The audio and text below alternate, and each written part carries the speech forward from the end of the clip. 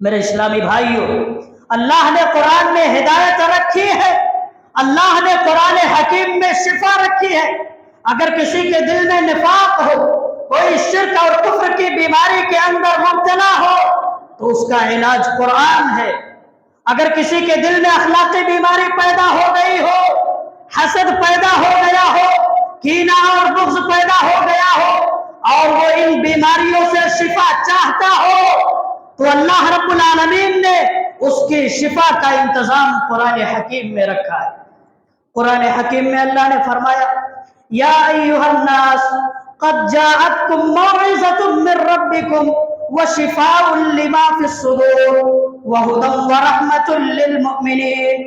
اے لوگوں، تمہارے پاس تمہارے رب کی طرف سے نصیحت آ چکی ہے، یہ دلوں کی بیماریوں کی شفا ہے اور مومنوں کے لیے ہدایت اور رحمت ہے۔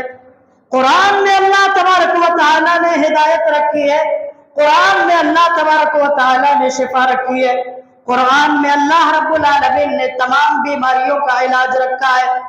تعویذ اور ڈنڈے گلے میں لٹکا لینے سے شفا نہیں ملتی، ہاتھ اور پاؤں میں دھاگے باندھ لینے سے شفا نہیں ملتی، دکانوں میں، گھروں کے اندر ناریل اور دوسری چیزیں لٹکا لینے سے شفا نہیں ملتی، بلائیں ختم نہیں ہوتی، قبروں اور مزاروں پر جا جا کر کے سجدے کرنے سے بیماریوں کا علاج نہیں ہوتا، بلکہ یہ خود ایک بیماری ہے۔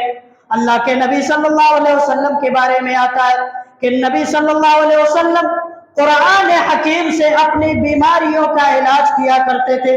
حضرت عائشہ رضی اللہ تعالیٰ عنہ فرماتی ہے، ان رسول اللہ صلی اللہ علیہ وسلم کان اذا اشتکا یقرأ علی نفسہ بالمعوذات وینفس، کہ اللہ کے نبی صلی اللہ علیہ وسلم جب بیمار ہوتے تھے تو معوذات پڑھ کر کے اللہ کے نبی صلی اللہ علیہ وسلم اپنے اوپر دم کیا کرتے تھے۔ میرے اسلامی بھائیوں، اگر آج ہم اپنا علاج کرنا چاہتے ہیں، اگر آج ہم اپنی بیماریوں کا علاج کرنا چاہتے ہیں، اگر آج ہم اپنے گھروں سے شیطان کو بھگانا چاہتے ہیں، تو اس کے لیے ہمیں قرآن کی تلاوت کا اہتمام کرنا پڑے گا۔ اللہ کے نبی فرماتے ہیں، لا تجعلوا بیوتکم مقابر ان الشیطان ینفر من البیت الذی تقرأ فیہ سورۃ البقرہ۔ اے لوگوں، تم اپنے گھروں کو قبرستان نہ بناؤ جہاں پر نمازیں نہ پڑھی جاتی ہو، جہاں پر قرآن کی تلاوت نہ کی جاتی ہو۔ یقیناً شیطان اس گھر سے بھاگ جاتا ہے جس گھر میں سورۃ البقرہ کی تلاوت کی جاتی ہے۔ لیکن افسوس کی بات یہ ہے کہ آج کے مسلمان دنیا اور اس کے رنگینیوں میں پھنس کر کے اس قدر غفلت کے شکار ہو چکے ہیں کہ قرآن کی تلاوت کرنے کے لیے ہمارے پاس وقت نہیں ہے، قرآن کو پڑھنے اور سمجھنے کے لیے ہمارے پاس ٹائم نہیں ہے۔ کائنات کی، دنیا کی ایک ایسی کتاب جس کے ایک ایک حرف پڑھنے پر 10 نیکیاں ملتی ہوں۔ اللہ کے نبی فرماتے ہیں، من قرأ حرفا من کتاب اللہ فلہ بہ حسنہ والحسنۃ بعشر امثالها۔ جو اللہ کی کتاب کا ایک حرف پڑھتا ہے اس کو اللہ کی طرف سے ایک نیکی ملتی ہے، اور ایک نیکی اس جیسی 10 نیکیوں کے برابر ہوتی ہے۔ اللہ کے نبی فرماتے ہیں، لا اقول الف لام میم حرف ولکن الف حرف ولام حرف ومیم حرف۔ اللہ کے نبی فرماتے ہیں، میں یہ نہیں کہتا کہ الف لام میم ایک حرف ہے، بلکہ الف ایک حرف ہے، لام دوسرا حرف ہے اور میم تیسرا حرف ہے۔ اس طریقے سے اگر کوئی شخص قرآن کریم کا صرف الف لام میم پڑھتا ہے، اگر کوئی صرف الف لام میم کی تلاوت کرتا ہے، تو اللہ کی طرف سے اس کو 30 نیکیاں ملتی ہیں، اللہ کی طرف سے اس کو 30 نیکیاں دی جاتی ہے۔ افسوس کا مقام ہے میرے بھائیوں، آج کے چاہے نوجوان لڑکے ہو یا لڑکیاں ہو، مرد ہو یا خواتین ہو، سوشل میڈیا اور موبائل فون کی لت ایسی لگ چکی ہے کہ دن بھر میں سینکڑوں مرتبہ واٹس ایپ اور فیس بک کھولنے کے لیے اور دیکھنے کے لیے ہمارے پاس ٹائم ہے، لیکن قرآن کی تلاوت کے لیے 10 سے 15 منٹ نکالنا بھی آج हमारे लिए मुश्किल हो चुका है। घरों के अंदर टेलीविजन के सामने बैठ करके हम अपने कितने वक्त को जाया कर देते हैं, हम अपने कितने वक्त को बर्बाद कर देते हैं, लेकिन कुरान की तिलावत के लिए हमारे पास वक्त नहीं है, कुरान की तिलावत के लिए हमारे पास टाइम नहीं है। दुनिया की मुख्तलिफ किताबें, दुनिया के मुख्तलिफ अखबारात पढ़ने के लिए और उसको समझने के लिए हमारे पास टाइम है, मगर कुरान को पढ़ने के लिए, कुरान को समझने के लिए आज हमारे पास टाइम नहीं है। रमजानुल मुबारक के इन मुबारक वक्तों को, इन मुबारक लम्हात को मार्केटों में, बाजारों में शॉपिंग करने में हम बर्बाद कर देते हैं, लेकिन कुरान को पढ़ने के लिए, कुरान को समझने के लिए हमारे पास टाइम नहीं है। कल क़यामत के दिन जब अल्लाह के दरबार में हमारे ताल्लुक से ये शिकायत की जाएगी, हमारे बारे में ये शिकायत की जाएगी, वो शिकायत, जिस शिकायत को अल्लाह ने कुरान में भी बयान फरमाया, वक़ाल रसूलु या रब्बी इन्ना कौमी इत्तखज़ू हाज़ल कुरान महजूरा। ऐ अल्लाह, ये वो लोग हैं जो दुनिया के अंदर कुरान को छोड़े हुए थे। ऐ अल्लाह, ये वो लोग हैं जो दुनिया के अंदर कुरान की तिलावत नहीं करते थे। ऐ अल्लाह, ये वो लोग हैं जो दुनिया के अंदर कुरान के अहकामात पर अमल नहीं करते थे। उस वक्त हमारे पास जवाब देने के लिए कौन सी बात होगी? किस तरीके से हम इन सवालों के जवाब देंगे? मेरे इस्लामी भाइयों, हमें इस पर गौर करने की जरूरत है, अपना जायजा लेने की जरूरत है।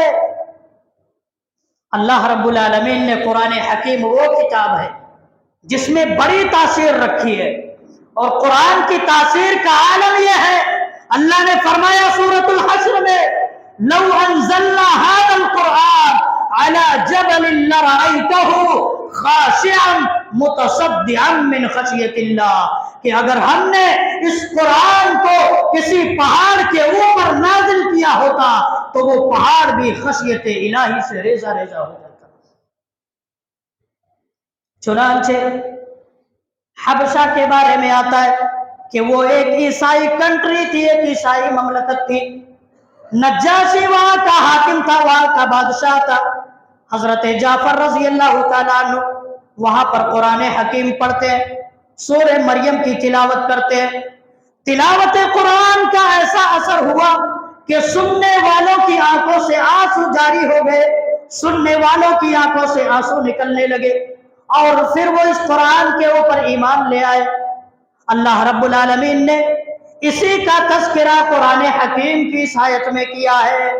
वइदा समिउ मा उनज़िला इलर रसूल तरा अयुनहुम तफीज़ु मिनद दम'i मिम्मा अरफू मिनल हक़ यक़ूलूना रब्बना आमन्ना फक्तुबना मा'अश शाहिदीन। और जब वो उस कलाम को सुनते हैं जो रसूल की तरफ नाज़िल किया गया, तो आप देखते हैं कि हक शनासी की वजह से उनकी आंखों से आंसू जारी हो जाते हैं, और वो कहते हैं कि अय हमारे रब, हम ईमान ले आए तो हमें भी उन लोगों के साथ लिख ले जो तस्दीक करने वाले हैं। कुरान की तासीर का आलम यह है कि ईमान वाले जब कुरान को पढ़ते हैं, ईमान वाले जब कुरान को सुनते हैं, तो उनके रोंगटे खड़े हो जाते हैं। अल्लाह ने कुरान में बयान फरमाया, तक़शइर्रु मिन्हु जुलूदुल लज़ीना यख़शौना रब्बहुम, जिससे उन लोगों के रोंगटे खड़े हो जाते हैं जो अपने रब से खौफ रखते हैं। कुरान हकीम वो किताब है, जब कुरान की तिलावत की जाए तो कुरान की तिलावत करने की वजह से ईमान वालों का ईमान बढ़ जाता है, ईमान वालों के ईमान में इजाफा हो जाता है। अल्लाह ने कुरान हकीम में फरमाया, वइदा तुलियत अलैहिम आयातुहु ज़ादतहुम ईमाना, और जब अल्लाह की आयतें उनको पढ़ करके सुनाई जाती हैं तो ये आयतें उनके ईमान को और ज्यादा बढ़ा देती हैं, ये आयतें उनके ईमान में इजाफा कर देती है। यही वो कुरान है कि जब जिन्नातों की एक जमात ने इस कुरान को सुना तो जिन्नात भी इस्लाम को कबूल करने पर मजबूर हो गए, जिन्नात भी ईमान ले आए। यही वो कुरान है जब काफिरों के, मुशरिकों के मजमे में बहुत बड़ी तादाद उनकी जमा थी, वहां पर अल्लाह के नबी सल्लल्लाहु अलैहि वसल्लम ने कुरान हकीम पढ़ा।